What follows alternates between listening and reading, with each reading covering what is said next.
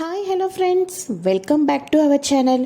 ఇంట్లో పూజ హడావడి అంతా చూసిన తర్వాత అప్పుడు అర్థమవుతుంది అరుంధతికి ఈరోజు పౌర్ణమి అని తెలిసిన తక్షణమే గుండెల్లో భయం. తన కుటుంబాన్ని వదిలి అనామిక శరీరాన్ని వదిలి వెళ్ళిపోవాలని.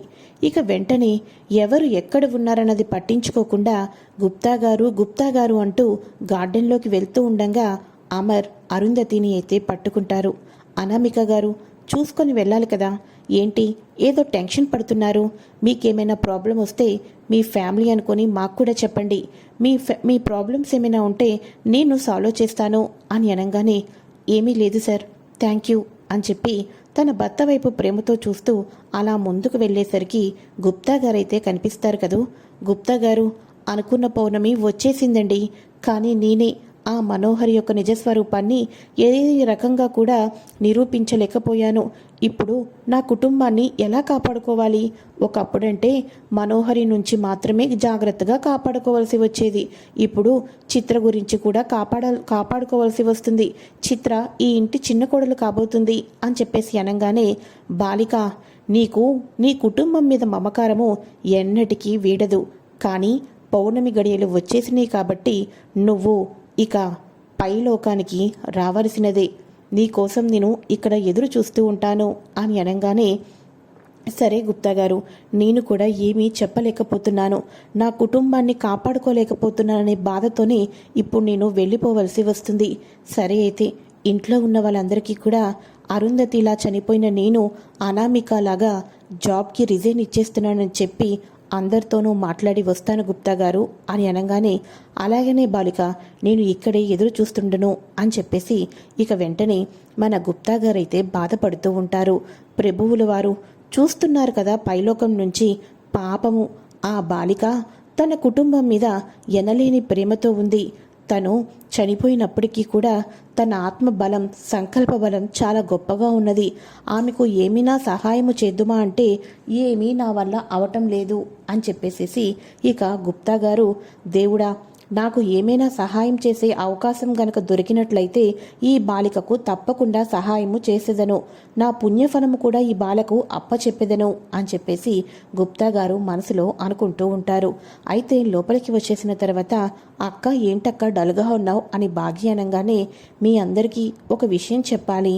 నేను వేరే జాబ్ వర్క్ మీద ఎప్పటి నుంచో మొత్తానికి ప్రిపేర్ అవుతున్నాను. నాకు వేరే దగ్గర జాబ్ వచ్చింది. అందుకోసమే ఈ కేర్ టేకర్ జాబ్ని రిజైన్ చేయాలి అనుకుంటున్నాను. ముఖ్యంగా మీ అందరినీ కూడా వదలలేక వెళ్తున్నాను. కానీ తప్పని పరిస్థితుల్లో వెళ్ళిపోవలసిన అవసరమైతే వచ్చింది అని అనగానే, ఏంటో అందరూ కూడా అమ్మలాగా మనసుకి బాగా నచ్చుతారు.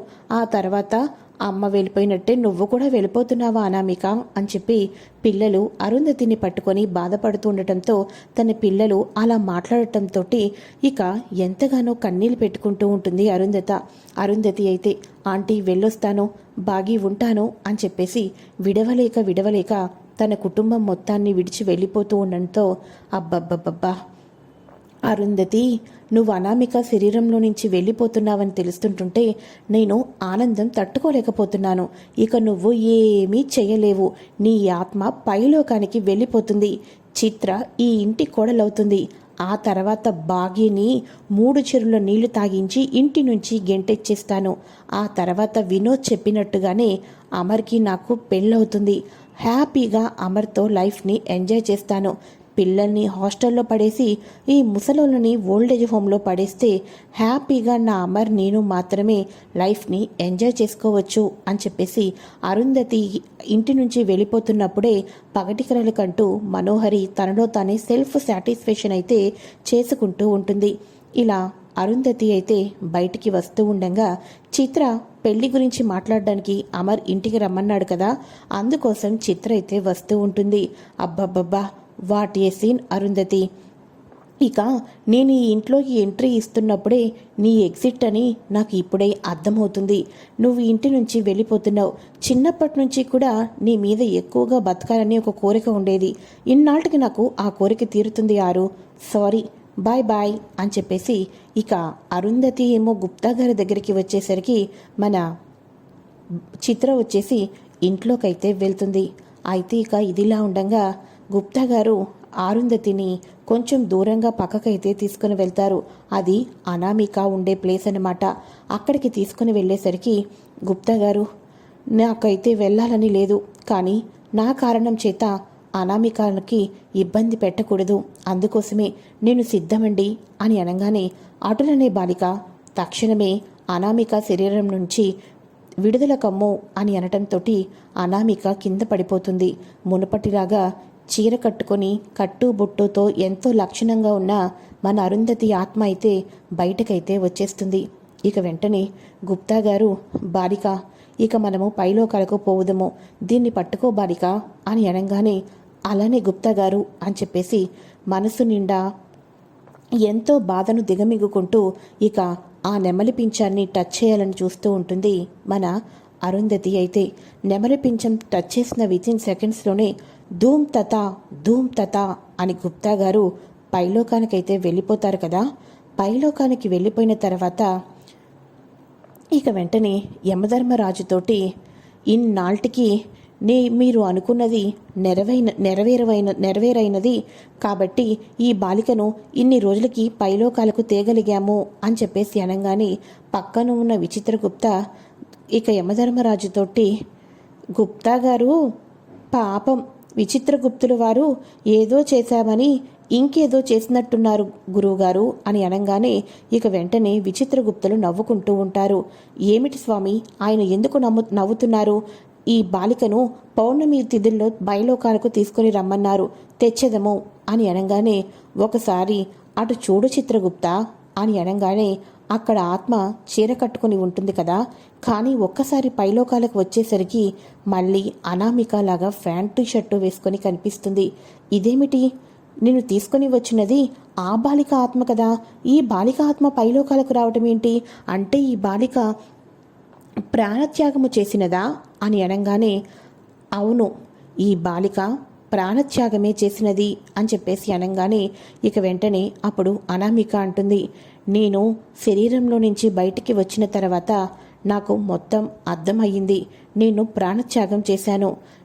ఇప్పుడు నా భూలోకంలో శరీరం ఉంది, నా ఆత్మ వేరైపోయింది, కానీ అరుంధతి ఆత్మ శరీరం లేదు, ఆత్మ ఉంది. తనని నా శరీరంలోకి ప్రవేశపెట్టండి. తన కుటుంబాన్ని ఎంతలానో కాపాడుకోవాలనుకుంటుంది. అక్కడ తను తీసుకున్న నిర్ణయాలు, తన అవసరం, తన కుటుంబానికి ఇప్పుడు ఎంతో అవసరం ఉంది. నా ఆయుష్ ఇంకా ఉంది, కాకపోతే నేను ప్రాణత్యాగం చేశాను కదా, ఆ ఆయుష్ నా శరీరానికి ఇవ్వండి, ఆ ఆత్మ అరుంధతి ఆత్మకు ఇవ్వండి అని చెప్పేసేసి యమధర్మరాజుతోటి అనామిక అయితే అంటూ ఉంటుంది. ఆ బాలికే కాదు, ఈ రూపంలో ఉన్న బాలికలందరికీ కూడాను ఒకటే సాధు స్వభావం ఉంటుందనుకుంటా స్వామి అని చెప్పేసేసి ఇక మన గుప్తా గారైతే అంటూ ఉంటారు. అంతేకాదు, నేను నా ఆయుష్ ఉండంగా కూడా ప్రాణాన్ని తీసుకోవాలని ప్రయత్నం చేశానే, ఆ ప్రయత్నం చేసిన వాళ్ళు తప్పకుండా కింద ఉన్న అరుంధతి వాళ్ళను శిక్షించాలి. అరుంధతి తన కుటుంబాన్ని ఎలా అయితే కాపాడుకుంటుందో నాకు ఇలాంటి పరిస్థితి తీసుకుని వచ్చిన వాళ్ళను కూడా వదిలిపెట్టదు. నాకు ఆ నమ్మకం ఉంది.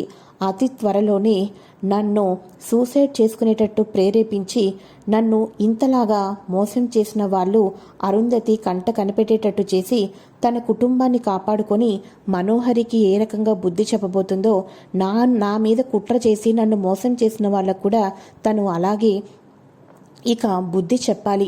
దయచేసి ఈ ఆత్మ యొక్క కోరికను కాదనకండి అని చెప్పేసి అనగానే ఏమిటి బాలిక, ఏమిటి గుప్తా, ఆ బాలిక చేసుకున్న పుణ్యఫలం ఇదంతా కూడా. ఆ బాలికకు తన కుటుంబం మీద ఉన్న ఆశ, కోరిక, సంకల్పం మనము కూడా ఏమీ చేయలేకపోతున్నామో ఆ బాలిక అనుకున్నదే సాధ్యమవుతుంది అని అనగానే అయితే ఇప్పుడు ఏమి చేయమందరు గుప్తా గారు అని గుప్తా గారు అయితే యమధర్మరాజుని పైలోకంలో అడుగుతారు కదా. అయితే ఇక ఏమి చేసేదవు, ఆ శరీరంలోకి ఆత్మను ప్రవేశపెట్టాలి, కానీ దీనికి కొన్ని షరతులు అయితే ఉంటివి అని అనగానే అటులనే స్వామి, అటులనే అని చెప్పేసేసి చెప్పటంతో సరే అని చెప్పేసేసి మళ్ళీ భూలోకానికి వచ్చేస్తారు. భూలోకానికి వచ్చేసరికి మన అరుంధతి ఆత్మ చక్కగా శారీ కట్టుకొని మునుపటిలానే కనిపిస్తూ అటు ఇటు తన ఇంటి దగ్గరే తిరుగుతూ ఉంటుంది.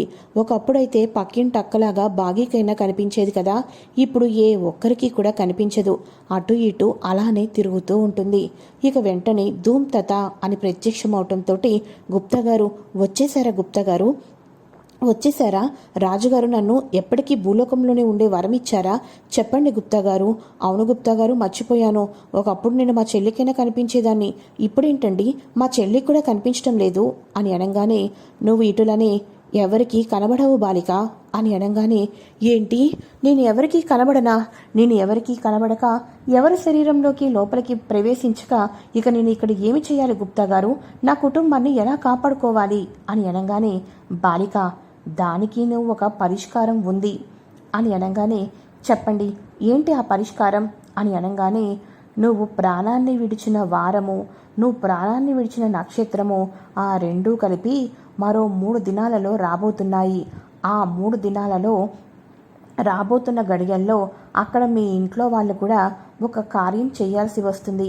ఆ సమయంలో నువ్వు ఈ అనామిక శరీరంలోకి ప్రవేశించడానికి అనుమతి లభిస్తుంది. ఈ 3 రోజులు నీ ఆత్మ ఆ ఇంటి చుట్టూతా తిరుగుతుంది, కానీ నువ్వు ఏ ఒక్కరికి కనిపించవు. అనామిక శరీరంలోకి వెళ్ళిన తరువాత అక్కడ ఉద్యోగము నాకు నచ్చలేదు కాబట్టి మళ్ళీ ఇచ్చుటకే విధులను నిర్వహించడానికి వచ్చితిని అని చెప్పేసి ఆ కుటుంబంలోకి ప్రవేశించవచ్చు. కానీ ఈ 3 రోజులు అక్కడ శరీరము, ఇక్కడ నీ ఆత్మ చాలా జాగ్రత్తగా ఉండాలి బాలిక, చాలా జాగ్రత్తగా ఉండాలి అని అనగానే, అలానే గుప్తా గారు ఆ మనోహరి ఏం చేస్తుందో ఏంటో, ఇప్పుడు ఒకప్పుడు నా ఆత్మని నేను కాపాడుకోవాల్సి వచ్చింది, ఆత్మతో పాటు ఇప్పుడు అనామిక శరీరాన్ని కూడా 3 రోజులు కాపాడుకోవాలి అని చెప్పేసేసి ఇక ఈ 3 రోజుల్లో వినోద్ ఎంగేజ్మెంట్ అవ్వకూడదు, వినోద్ పెళ్ళి అవ్వకూడదు అని అనగానే, ఏమి జరుగునో చూసేదము అని చెప్పేసి గుప్తా గారైతే అంటూ ఉంటారు.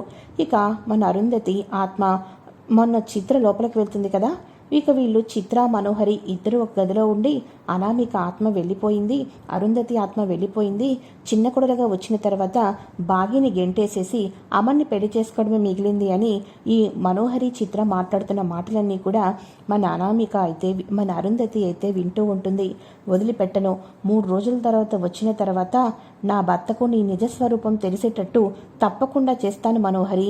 ఈసారి మాత్రం ఇంకా గొప్ప సంకల్ప బలంతో అనామిక శరీరంలోకి ప్రవేశించిన తర్వాత ప్రతి అడుగు కూడా నీ పతనానికి మాత్రమే ఉపయోగిస్తాను అని చెప్పేసి మనోహరి గురించి అయితే మన అరుంధతి ఈ రకంగా మాట్లాడుకుంటూ ఉంటుంది.